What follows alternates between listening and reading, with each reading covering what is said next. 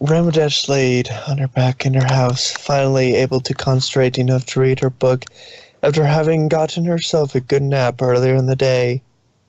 When there was a knock on the door, or as close to a knock as one could make with a cloud door, Rainbow growled and put her book down. And just when I got to the good part, She muttered, walking to the door and opened it, expecting Fluttershy or some other Ponyville Pegasi. She was more than a little surprised by who was actually there. Trixie, how'd you get up here? She asked, wide-eyed at the sight of the unicorn standing at her cloud doorstep about 100 or so feet in the air. Twilight put a cloud walking spell on Trixie at her request. Said she didn't trust Trixie with the wing spell after some incident with Rarity involving that spell. Then Pinkie gave Trixie a ride up here on some crazy contraption of hers. Trixie exclaimed, looking a little surprised about that herself. Hi, Rainbow Dash! Called Pinkie Pie on a pedal-powered helicopter balloon bicycle machine of some sort. As she waved from outside, Rainbow Dash just waved back, used to this by now. May Trixie come in? Rainbow blinked, then shook it off. Sure, come in. Once the doors closed, Trixie turned to Rainbow Dash and looked serious. Trixie is not good at this kind of thing, nor is she an emotionally delicate filly that does this constantly at the moment. Not that she didn't mean it when she said it before, so forgive her if she doesn't do this right. Trixie knows she tied you up with your own rainbow and shocked you with the lightning and publicly humiliated you and publicly humiliated two of your best friends in front of the entire town. Then bragging about it. Yes, there was much bragging involved. What Trixie's trying to say is, Trixie is sorry. Trixie said, her voice truly genuine, as she looked down with her ears pinned. Oh, sorry. Rainbow Dash's jaw dropped nearly to the floor. It had been crazy enough hearing Philly Trixie apologize, but adult Trixie? That was just completely out of left field. You're sorry? Trixie nodded. I looked down and... Trixie nodded, looking down in shame. Trixie was wrong to do that, and she apologizes. Trixie is going to move on to start with a clean slate. Anyway, Trixie wanted to apologize to you because it seems you were hurt worse than the others were. Rainbow looked nervous and rubbed her head. What gave you that idea? Do you think Trixie is really that naive, Rainbow Dash? Rainbow sighed. All right, it may have been a little sensitive. It's just... Rainbow's eyes went wide. Who told you that? She asked, almost evasively. Trixie slowly looked over to the window with only her eyes, seeing Pinkie Pie glaring back at her and mouthing, Forever. Lucky guess. Lucky guess. Sorry. Rainbow Dash rose her eyebrows. Not her eyebrow. Really? A Pinkie Promise is involved? Rainbow Dash nodded understandingly, knowing a Pinkie Promise was not to be trifled with. Okay, I won't ask. She said, then gave a sigh. Yeah, I got bullied back in flight school. A lot. I was great at flying, not so much at landing. You're gonna laugh, aren't you? Trixie shook her head, looking sympathetic. No, Trixie understands. As talented and spectacular as she was, even as a filly, she still had magic fireworks explode in her face multiple times, after which her elder sister mocked her until Trixie's eyebrows grew back. She mocked Trixie for a lot of things. Even though Trixie loves her, it didn't change how much her teasing hurt. Trixie really hurt you, didn't she? Rainbow sighed, realizing there was no point in invading it now. Yeah, I guess you just reopened old wounds. I really hoped would stay closed. Trixie nodded, sitting down next to Rainbow Dash.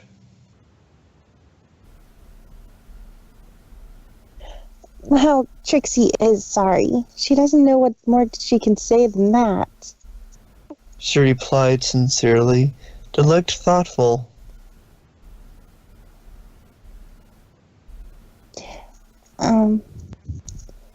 Rainbow Dash, you had the chance to get revenge on Trixie today, but you didn't take it. Why? Rainbow Dash looked a little surprised and looked down. You were just a little filly, crying your eyes out.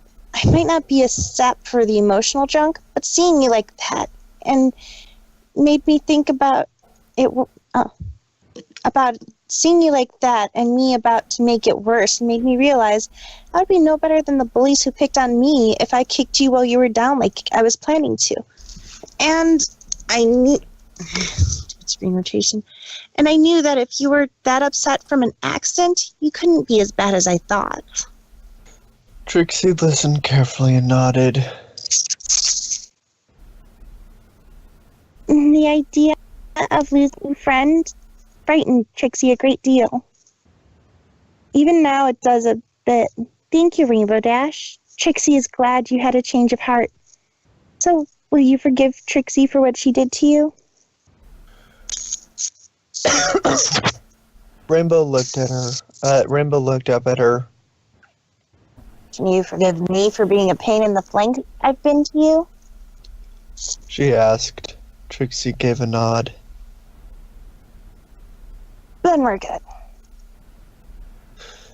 Trixie and Rainbow both nodded and smiled. Trixie's eyes then wandered over to the book Rainbow had left. Daring Do. She stated. My, Trixie wouldn't have pegged you to be a book lover, but you do have good taste. Rainbow blinked. Huh? You read Daring Do? Trixie smiled. Doesn't everyone? They're one of the most popular series out there. And what kind of storyteller would Trixie be if she didn't keep up with the newest things? Alright, Trixie just started the first one this evening at Twilight's request. She couldn't put it down. Trixie especially loves the research the author put into it. Did you know that Aoizotl is an actual mythical beast? Rainbow Dash blinked. I did not know that. And the author got the design quite accurate. The tail is a defining trait of the creature. Trixie said. Which book are you on? The 5th one. My, a dedicated reader, are we? Trixie is only on the first book, but she has read the entire Harry Potter series in one setting. You'd probably enjoy them. Really? What are they about? Okay, yeah, that's Rainbow Dash. Dear Princess Celestia, today I learned a pretty important lesson. If you let old grudges get the better of you, it can cause every pony more trouble than it's worth and make you into something you don't want to be. Ponies can change, and if you can't see that, then you might miss out on making a really cool friend. It's better to learn from the past than live in it. Yours truly, Rainbow Dash. Applejack sighed, finally relaxing after a hard day. And it had been a hard day, with what with everything breaking down and all that. But things finally cleared up, and it looked like they'd have more than enough cider for every pony in town. She peeked in the living room, Granny Smith in her rocking chair, Big Macintosh relaxing. Apple Bloom was upstairs doing homework. It was pretty quiet until a knock. Until a knock sounded on the front door. Applejack opened the door. Trixie? Hello, Applejack. Said Trixie, looking to the farming pony. This still sounds strange, but may Trixie speak with your grandmother for a second? Applejack blinked. Sure. I don't see why not. Granny Smith's in the living room. Sorry. She replied, not sure why Trixie wanted to speak with her grandmother. Apple Bloom had been kind of quiet since they'd gotten the crisis all settled, so she didn't know what Trixie and the CMC had spoken about. Trixie nodded, heading to the living room. Big Macintosh gave her a stern glare. Trixie looked up at the huge stallion. Trixie knows what she did to your little sister, Big Macintosh. She's sorry. It was the wrong thing for her to do. Now she has something important to say to Granny Smith. It's important. She said sincerely. May she speak with her, please? Big Macintosh blinked and gave a slow nod. He didn't see anything to make him think she was lying. Yep. He replied slowly, moving out of the way, but kept a close eye on her. Trixie slowly approached Granny Smith. Despite being an adult, she was still a little nervous. Granny Smith? Granny Smith startled. Who's there? She asked, looking around before noticing Trixie. Who are you? I ain't seen you here before. Trixie. Said Trixie, then realized that using her normal third-person speech would likely confuse an old mare. My name is Trixie. I have something I need to say to you. It's important. She said, looking serious. Well, what is it? You were the one who discovered the Zap apples and caused Ponyville to be founded, correct? Granny Smith gave a surprised look, then smiled nostalgically. Yeah, that was me. That was a long time ago, though. Back when I was a youngin'. Trixie nodded. Yes, it was. Granny Smith, that story of what you did, it inspired me to do a magic act when I was a filly, the one that earned my cutie mark. Trixie exclaimed, sorry. And for that, I thank you. Big Macintosh and Applejack's straws both dropped in surprise. Granny Smith gave a smile. Trixie, is it? Well, I can't take credit for that. Finding your cutie mark is something special. No pony can take credit for your cutie mark but yourself. But you're welcome. Not a lot of ponies thank me for what I did anymore, other than the youngins. You made this old mare happy. Trixie gave a small smile. I understand. Trixie stated. But still, Granny Smith? She's asleep, isn't she? Granny Smith had indeed fallen asleep in her chair and snored. But don't worry, none. He didn't bore her or nothing, just how she is. Applejack said as Big Macintosh took Granny Smith upstairs. AJ then looked to Trixie. You really meant all that? Granny Smith found in Ponyville's what earned you your cutie mark? Trixie nodded. Correct. Trixie just didn't know it until today. Trixie must admit that was one of the brightest moments of her youth. It almost only seemed right to thank the one who made it possible. Trixie knows your grandmother founding Ponyville was important, but You don't need to explain it, Sugar Cube. She said, she said, putting a hoof on Trixie, should with a warm smile. I understand how much it must have meant to earn your cutie mark and all. Trixie gave a small, almost sad smile.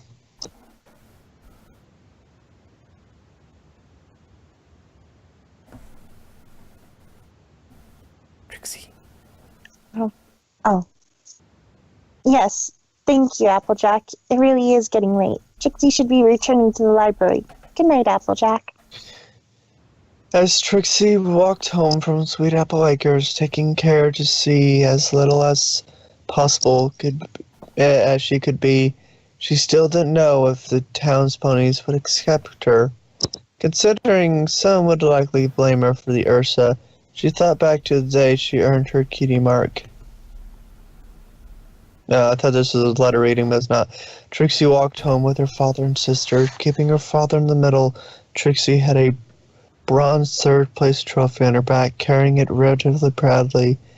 Top three was respectable, and after all, she had earned her cutie mark in the process. Why wouldn't she be proud of herself? You did well, Trixie.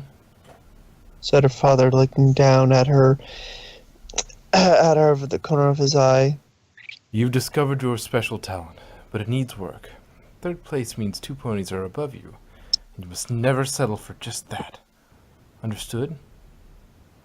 Trixie nodded respectfully, but frowned slightly, not seeing any smile on her father's face. Trixie put the trophy in her cabinet in her relatively nice bedroom. She had few things outside her necessities. Her sister had far more. Their father made them work and earn everything they had outside the necessities, and earning it wasn't easy. The cabinet was a very recent addition, given to her for simply seeking to enter the contest, meant to encourage doing well to fill it. Well, aren't you proud of yourself? Said her sister's voice. Trixie turned to face her sister. Why shouldn't I be? I got my cutie mark and 3rd place in the contest. She exclaimed in excitement. Her sister gave a small, seamlessly sympathetic smile. Yes, you did. She said, then frowned. I only wish Father was as proud. Trixie's smile became a frown. What do you mean? Her sister gave a sigh, walking over. I heard him talking with one of his friends. Eavesdropping spell. Always handy. He said he's ashamed to have a daughter come in 3rd. 3rd place is no place after all. You might as well have come in last. His words, not mine, of course. Trixie looked like someone had stabbed her in the heart.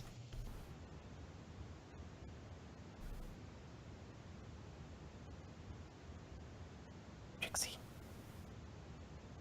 Oh, sorry.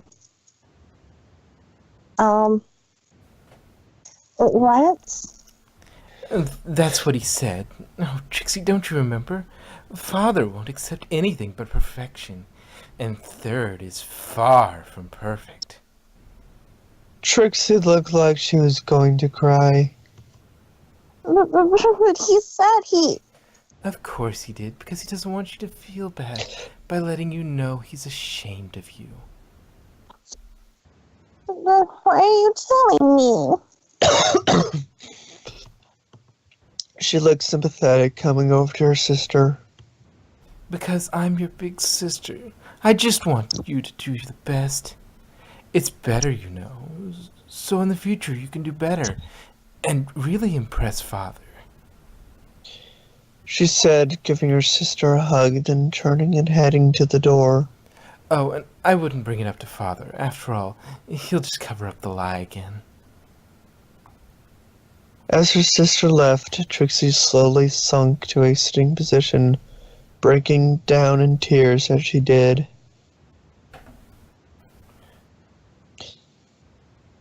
Trixie let tears flow as she walked and shook it off and wiped them away. I don't care. I earned my cutie mark that day. What Father or anyone else thinks is irrelevant. She said, wiping her tears away. Besides, I've got a brand new mare. I'm a brand new mare. It's time I moved on with my life. She said, looking back at Sweet Apple Acres, then ahead to Ponyville, giving a small smile. She trotted on towards the library. Checker Monarch stood on a hill and looked over Ponyville with a sadistic smirk forming on her face.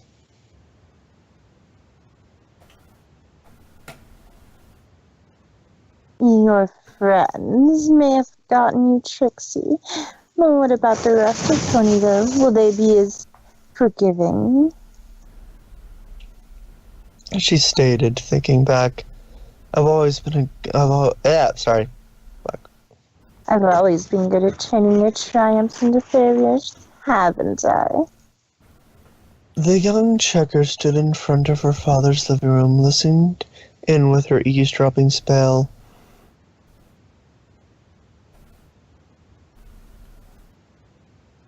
Oh, who wants to be the father? Okay, sorry. I'm doing it, but I blurred from it. It's okay. And she earned her cutie mark on top of it. Outstanding, wouldn't you say? Asked her father's voice. Certainly, Centurion, certainly. Checker hasn't even earned hers yet, has she? Answered a stallion's voice. Not yet. I'm certain she will soon, after all. She's not going to let her sister out to her. It's not her nature. Said Centurion in response. I'm so proud of Trixie, but you mustn't allow your child to become too proud. Pride can easily become hubris, and nobody wants that. But still, I'm sure she's destined for great things. Checker snarled in rage, turning around and walking away.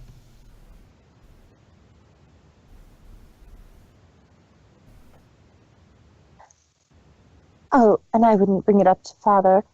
After all, he'll just cover it up with a lie again. Checker finished as she walked out of the room, hearing her sister begin to cry and giving a cruel smirk.